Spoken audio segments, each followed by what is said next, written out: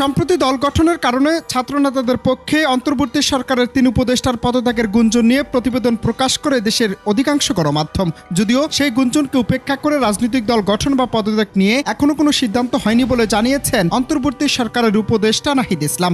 আজ বৃহস্পতিবার তথ্য ভবনে এক অনুষ্ঠান শেষে সাংবাদিকদের এক প্রশ্নের জবাবে তিনি এ কথা বলেন। দেশের একটি জাতীয় দৈনিকের বরাত দিয়ে খবর প্রকাশ করা হয়, আগামী ফেব্রুয়ারি মাসের 15 তারিখের মধ্যে নতুন দল গঠন করছেন শিক্ষার্থীরা। ওই দলের সদস্য সচিব হতে যাচ্ছেন বৈষম্যবিরোধী ছাত্র আন্দোলনের সমন্বয়ক ও অন্তর্বর্তী সরকারের উপদেষ্টা নাহিদ ইসলাম। রাজনৈতিক দলে যুক্ত হতে নাহিদ ইসলাম ও আসিফ মাহমুদ পদত্যাগ করতে যাচ্ছেন বলেও দাবি করা হয় ওই প্রতিবেদনে। তথ্য ভবনে সাংবাদিকরা এই বিষয়টি দৃষ্টি আকর্ষণ করলে উপদেষ্টা নাহিদ ইসলাম বলেন, রাজনৈতিক দল গঠন বা পদত্যাগ নিয়ে কোনো ধরনের সিদ্ধান্ত এখনো হয়নি।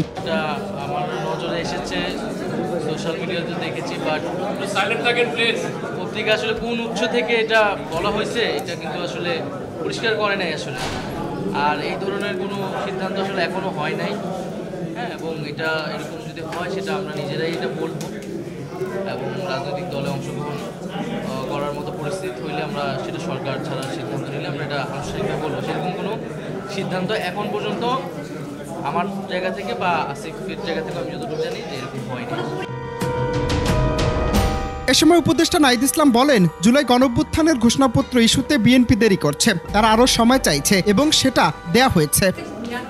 আমরা তো আলোচনায় আছি এবং সরকারের জায়গা থেকে সরকারের সম্পূর্ণ প্রস্তুতিও আছে। এখন একটা রাজনৈতিক দল বিএনপি এখানে দেরি করতেছে বা তারা একটু সময় চাচ্ছে, তো আমরা সেই সময়টাও তাদেরকে দিয়েছি। এখন দেখা যাক তারা তাদের উত্তরটা কী আসে। কিন্তু আমি মনে করি যে এটা ছাত্রদের জায়গা থেকে এটা প্রথমে এককভাবেই ঘোষণার সিদ্ধান্ত ছিল।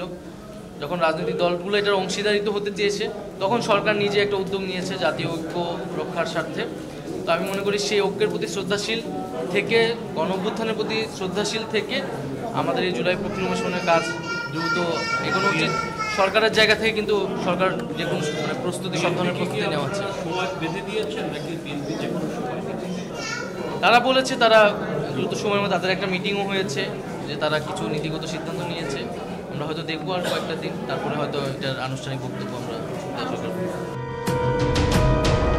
দেশে আওয়ামী লীগের রাজনীতি করার সুযোগ থাকা উচিত নয় বলে মন্তব্য করেন তথ্য উপদেষ্টা। তিনি বলেন, আওয়ামী লীগের রাজনীতি করার সুযোগ থাকা উচিত নয়। যারা সন্ত্রাসী কার্যক্রমের সঙ্গে জড়িত ছিল না তারা সাধারণ ক্ষমা পেতে পারেন। যে কোনো আন্দোলনের সুযোগ নিয়ে ফ্যাসিবাদের দোষর সক্রিয় হওয়ার চেষ্টা করলে সরকার আরো বেশি কঠোর হবে। আমরা মনে করি যে আওয়ামী লীগ 15 বছর যে ফ্যাসিজম করেছে, জুলাই যে ধরনের গণহত্যা সংঘটিত হয়েছে, তারপরে আওয়ামী লীগের রাজনীতি করার আসলে অধিকার নাই। আওয়ামী লীগ নামে, আওয়ামী লীগ ব্যানারে আসলে রাজনীতি করার সুযোগ বাংলাদেশে থাকা উচিত না বলে আমরা মনে করি।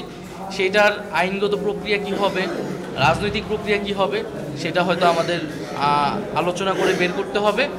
আবার পাশাপাশি এটাও আমরা বলেছি যে আমরা কিন্তু কোনো প্রতিহিংসা হয়ে আমরা রাজনৈতিক প্রতিহিংসা শুরু করতে চাই না। আমরা রিকনসিলিয়েশনও চাই, আমরা জাস্টিসও চাই। ফলে যারা সন্ত্রাসী কার্যক্রমের সাথে জড়িত ছিল না, যারা করাপশনের সাথে জড়িত ছিল না, এরকম যারা সমর্থক গোষ্ঠী আছে, নেতাকর্মী আছে, তারা সাধারণ ক্ষমা পেতে পারে। তাদেরকে সমাজে একটা রিকনসিলিয়েশনের ব্যবস্থা থাকতে হবে, নাহলে সমাজকে আমরা বিভাজিত অবস্থায় রাখতে পারি। এ সময় নির্বাচনের আগে সংস্কার প্রয়োজন মন্তব্য করে তিনি বলেন, রাষ্ট্র সংস্কারের ভিত্তি তৈরি করতে চাই। রাজনৈতিক দলগুলো নির্বাচন নিয়ে কথা বলছে, তবে বিচার নিয়ে বেশি কথা বলা উচিত। এখন শেখ হাসিনার বিচার অবশ্যই করা হবে। নৈতিকতা বাদ দিয়ে গণহত্যা যারা ভূমিকা রেখেছে তাদের সামাজিকভাবে বিচার হওয়া উচিত। রাজনৈতিক দলগুলোর সঙ্গে ভিন্ন মত থাকতে পারে, কিন্তু সকলের মধ্যে ঐক্য আছে বলেও জানান তথ্য উপদেষ্টা। অনন্ত হাসান মাসুদ, বাংলা টিভি, ঢাকা।